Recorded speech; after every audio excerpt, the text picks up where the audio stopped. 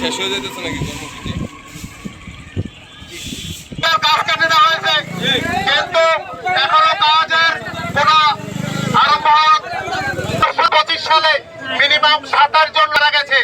আমরা চাই আর লাশের মধ্যে আমাদের 4 লেনে উন্নীত করে আমাদের জীবনের মান, জীবনের সম্মান, আমাদের এই যে সরকার বন্ধ করে আমাদেরকে এই অস্বস্তি এবং কষ্টের জীবনযাপন থেকে আপনাদেরকে একটি কথা বলতে চাই।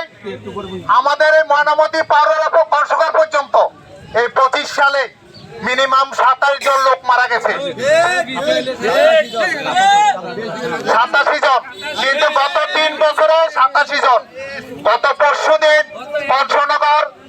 পঞ্চনগরে এক হুন্ডা আরোহী ভাই ট্রাকের চাপা পড়ে মৃত্যুবরণ করছে। আমাদের এই ওয়ার্ডের ময়নামতি সাবেক ইউপি মেম্বার, আলম মেম্বার মারা গেছেন, এবং এই পাশে আমাদের শরীফপুরের 2 জন যুবক, তর্তাজাতু যুবক এই সড়কে চলতে গিয়ে মারা গেছেন। আমাদের দাবি হচ্ছে 4 লেন করে এই রাস্তা সংস্কার। গত 2 বছর আগে আপনারা দেখতে পাচ্ছেন সড়কের গাছ কেটে নেওয়া গেছে। আমরা বুঝছিলাম যে অচিরে এই রাস্তার কাজ আরম্ভ হবে, কিন্তু দুঃখের বিষয় আজকে 1.5 বছর হয়ে গেছে, কোনো কাজের নমুনা আমরা দেখতে পাচ্ছি না। আমরা জোরালো দাবি যাচ্ছি এই এলাকার পক্ষ থেকে যাতে অচিরেই এই 4 লেনের কাজ আরম্ভ করা হয়। আমাদের এই অবরোধ মিনিমাম 9টি পয়েন্টে অনুষ্ঠিত হচ্ছে।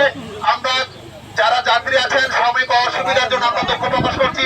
কিছু আমরা ঊর্ধ্বতন কর্তৃপক্ষের থেকে আশ্বাস পেয়েছি ইদানিং আগামী 15 দিনের মধ্যে। এলাকাবাসী আপনারা জানেন, কুমিল্লা সিলেট আঞ্চলিক মহাসড়কে প্রত্যেক বছরে অর্ধশতাধিক থেকে শুরু করে প্রায় 100খানেক লোক সড়ক দুর্ঘটনায় নিহত হয়।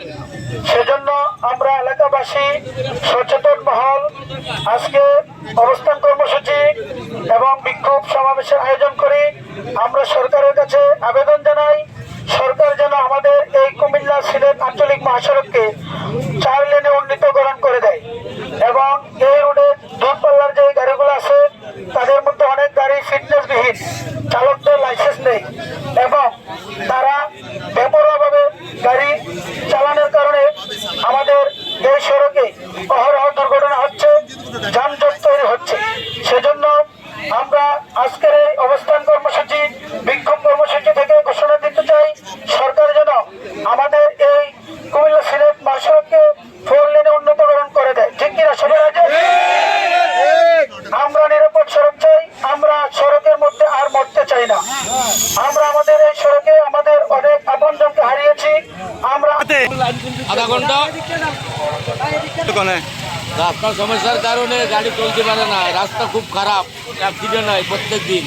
এই কারণে এরা অবরোধ করে রাস্তা ঠিক করার জন্যই অবরোধ করেছে। ঠিক করলে কি ভালো হবে না খারাপ হবে? ঠিক করলে রাস্তা ঠিক করলে তো ভালো হবে, সবারই ভালো হবে।